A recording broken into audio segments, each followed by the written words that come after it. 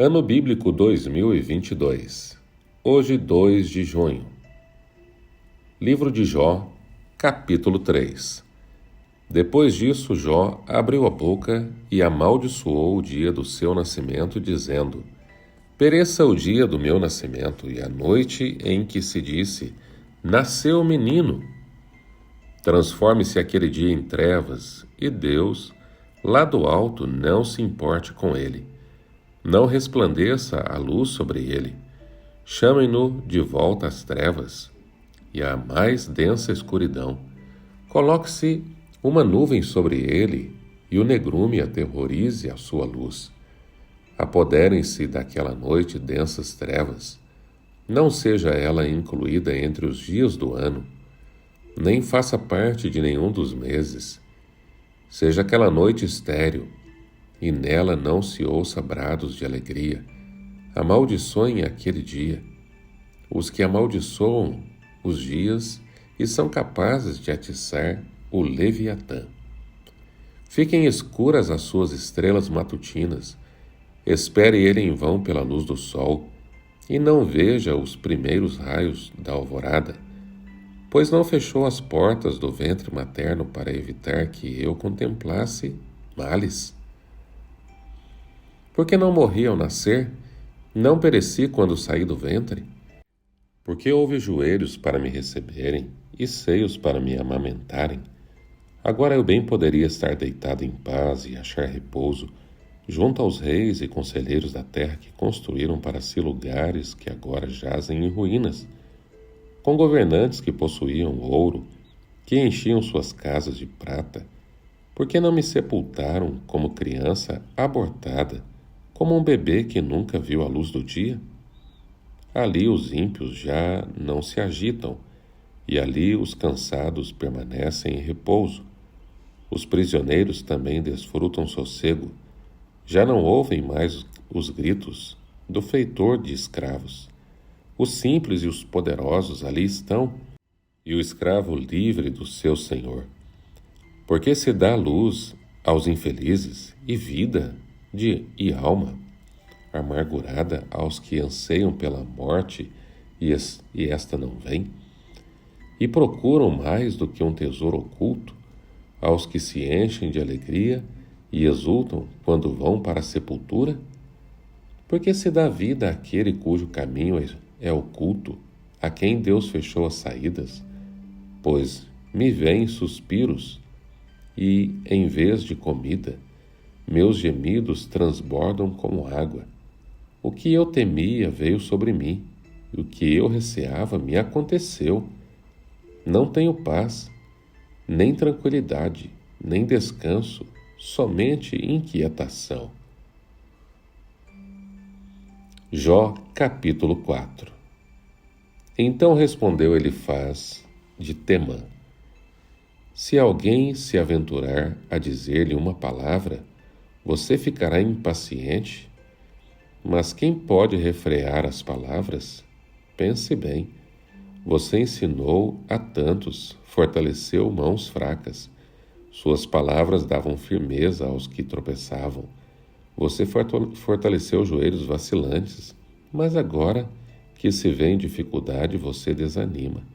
Quando você é atingido, fica prostrado.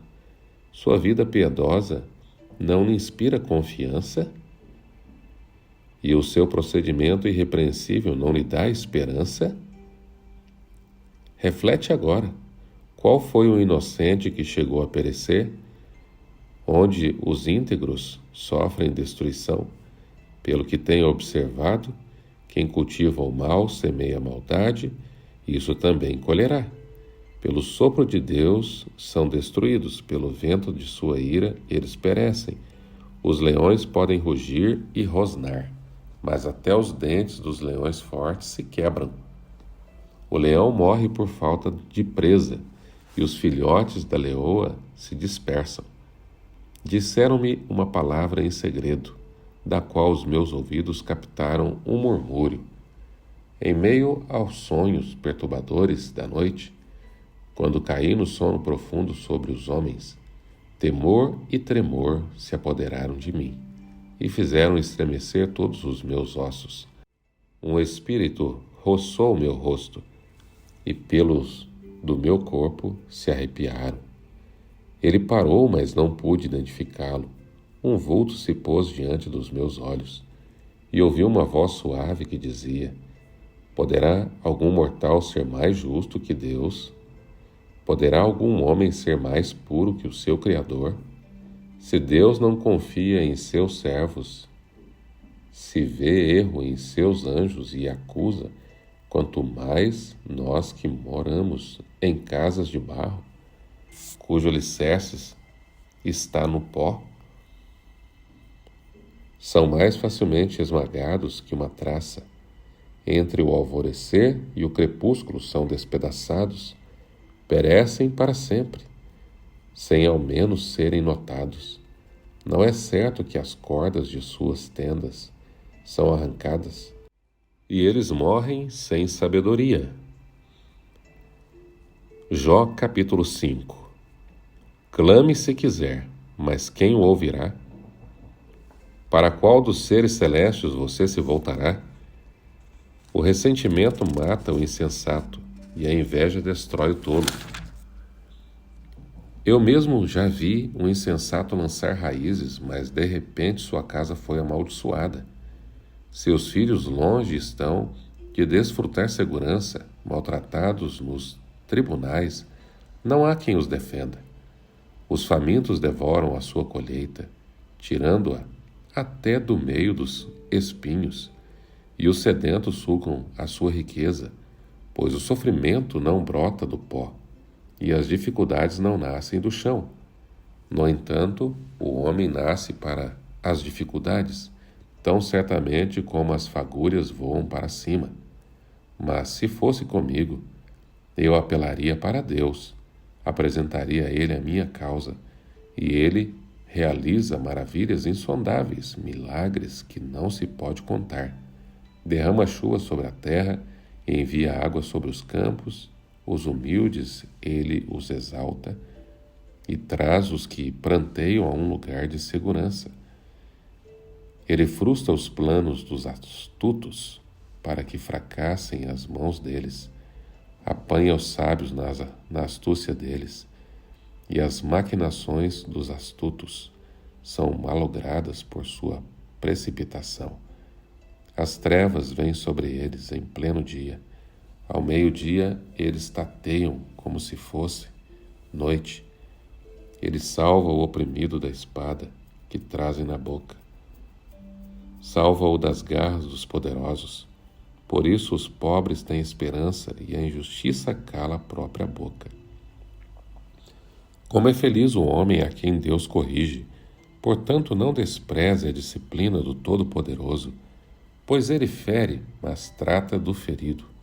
Ele machuca, mas suas mãos também curam. De 6 desgraças ele o livrará. Em 7 delas você nada sofrerá. Na fome ele o livrará da morte, e na guerra o livrará do golpe da espada. Você será protegido do açoite da língua e não precisará ter medo quando a destruição chegar. Você rirá da destruição e da fome, e não precisará temer as feras da terra, pois fará aliança com as pedras do campo, e os animais selvagens estarão em paz com você. Você saberá que a sua tenda é segura, contará os bens da sua morada, e de nada achará falta. Você saberá que os seus filhos serão muitos, e que os seus descendentes serão como a relva da terra. Você irá para a sepultura, em pleno vigor, como um feixe recolhido no devido tempo. Verificamos isso e vimos que é verdade. Portanto, ouça e aplique isso à sua vida. Apesar de reconhecer a vida íntegra de Jó e sua disposição em ajudar o próximo, Elifaz ficou indignado com o discurso de seu amigo sofredor. A lamentação de Jó e sua desesperadora necessidade de descanso e alívio soaram aos ouvidos de Elifaz e seus companheiros como palavras ofensivas e egoístas. Certamente, Elifaz foi o primeiro a se manifestar por ser o mais velho, e sua experiência o fez julgar a situação de Jó como consequência de algum pecado. O próprio Elifaz afirmou a conhecida benignidade de Jó. Sua vida regida por fé, esperança, amor, sempre se estendia como uma poderosa influência na vida dos outros, especialmente na vida daqueles que mais necessitavam. Então, assim, o caso de Jó é uma incógnita. Mas Elifaz insistia em dizer que ele estava sofrendo por causa do pecado, e Deus é justo por causa dos erros escondidos de sua vida. Mas, quando vemos a palavra de Deus, e lemos no capítulo 1 e no capítulo 2, o sofrimento de Jó, é certo que ele vem do acusador, do inimigo das almas, no grande conflito entre o bem e o mal. Satanás veio para roubar, destruir e matar. Esse é o grande objetivo dele. Era uma incógnita diante de todos o horror que Jó estava passando. Satanás tem agido com cólera, ainda pior em nossos dias. O acusador e inimigo dos homens tem afligido o povo de Deus de forma desleal e cruel, mas seus planos são frustrados a cada tentativa, visto que é carrasco do corpo, mas não tem poder para matar a alma. Mateus 10, 28. Mesmo que muitas das palavras de Elifaz façam sentido e tenham embasamento bíblico, seu julgamento as tornou um instrumento de condenação. Precisamos ter muito cuidado com o uso das palavras, porque, como disse Jesus, pelas suas palavras serás julgado, pelas suas palavras serás justificado, pelas suas palavras serás condenado. Precisamos entregar ao Senhor os propósitos de nosso coração. É a obra de toda uma vida depender de Deus e buscar em sua palavra sabedoria para vivermos uma vida íntegra e fiel, ainda que aos olhos humanos a nossa condição seja vexatória, soframos e padeçamos sofrimentos injustos. Jó estava exposto a opiniões cruéis e sob o olhar crítico daqueles que haviam ajudado.